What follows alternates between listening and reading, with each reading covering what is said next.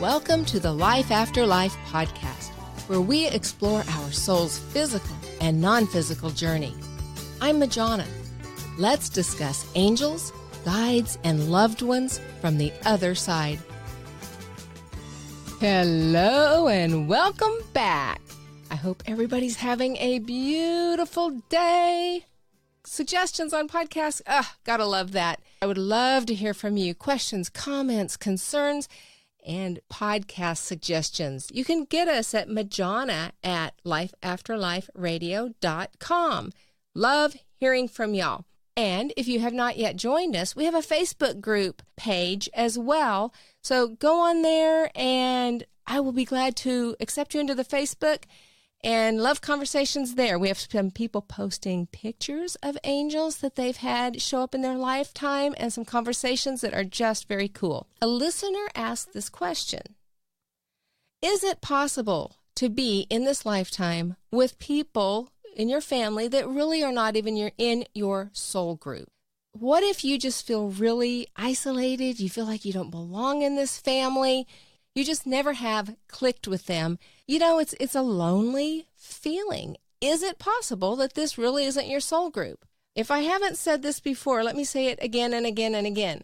I am no expert or authority. I share what I know. I'm sharing with you experiences that I've had, conclusions that I've come to from those experiences, and what my angels, guides, and disincarnate beings have shared with me. And they're often very, very wonderful and willing to give information.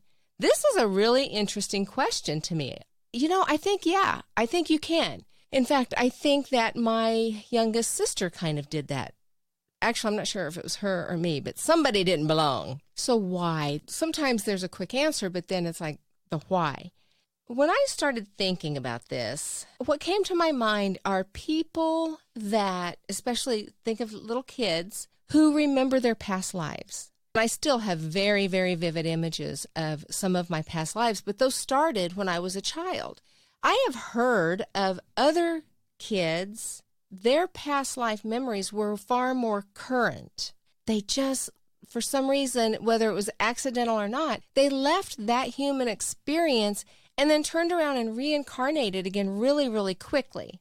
So I think that, I'm hypothesizing here, if you do leave, you die in an accident, and it's not your time to go, because unfortunately we do have the bad part is of our free will, that some people can take advantage of that and end your life, or sometimes there might be an accident that you just don't recover from.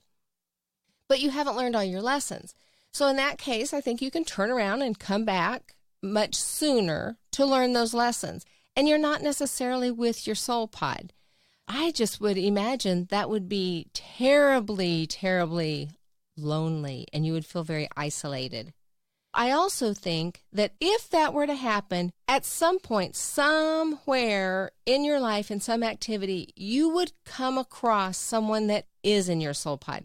Maybe not that would be your immediate family, but a friend would show up, and there's just kind of that connection there. And maybe that's just me being really hopeful, because the thought of going through life without feeling connected, I felt very distant from half of my family. And the thought of having to go through the entire life feeling that disconnected and isolated and lonely, when I had the other half of my family that was fabulous, that was my bliss, to not have had that, wow, my heart would just absolutely just go out to anybody that's living that experience. So I do think it's possible that you're living with people in your family that are not in your soul pod. If that's true, then you still came, you as a soul chose to do that. You still made an agreement with their souls, kind of like maybe you're subleasing this body. I don't know, you're subleasing the family, because you wanted to learn these lessons before you came back in with your soul pod, or you didn't want to wait. You know, if the rest of your siblings and your parents or whatever were still here, and I'm talking about these children that have memories of their recent past lives, they didn't want to wait until everybody, so those 2 generations, or maybe even 3 generations, in their family made their transition and then all come back together. So they just kind of slid back in to finish learning these lessons. I've also heard of a soul is finished, has lived out their life, but there's another soul that needs an opportunity to finish their life, to finish their lessons. So the soul leaves and lets the new soul come in.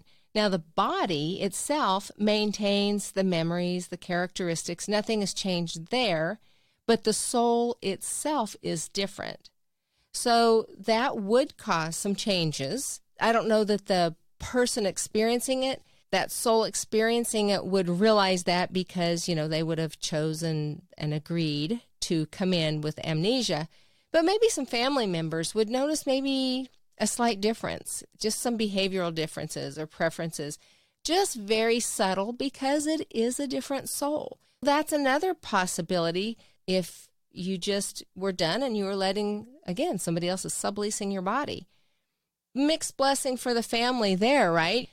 On a soul level, you would probably know, and maybe that's why you might sense some nuances, you would know that this isn't your soul pod person, but physically, nothing has changed. So you haven't gone through that grief and you still have that person in your life. Interesting questions and complicated stuff.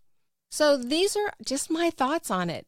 This is a really, really perfect example, I think, of how the universe is so expansive, and spirit or God or whatever your name for that infinite intelligence is, and our design of our soul's journey, learning all of these different aspects on Earth and in other dimensions and other planets and other time frames, is so vast that we just can't limit that and put it in a box.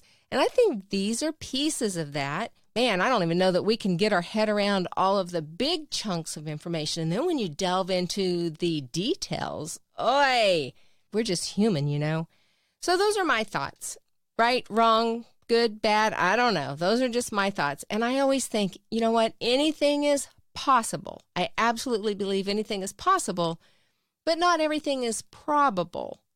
But in quantum physics, until a decision is made, particles will live out every possible option, no matter how improbable they are.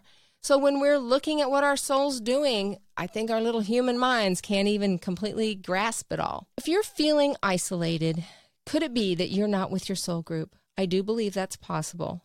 I also believe that there are reasons and there's lessons, and your soul, in your soul intelligent, disincarnate intelligence, made that choice because there were benefits for you and your growth that your soul wanted to obtain at this point.